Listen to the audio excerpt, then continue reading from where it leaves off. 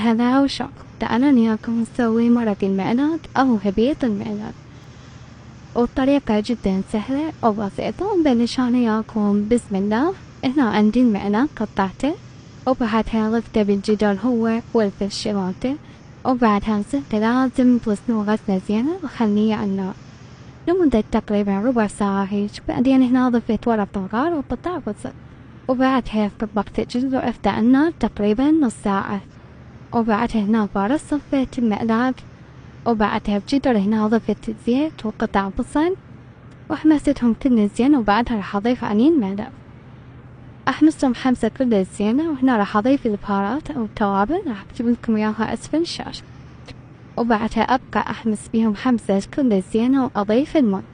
وبعد ما ضفت الماء راح اتركه على النار واضيف ملعقة ملح واتركه على النار مدتها من نص ساعة 3/4 ساعة لحد ما يستوي.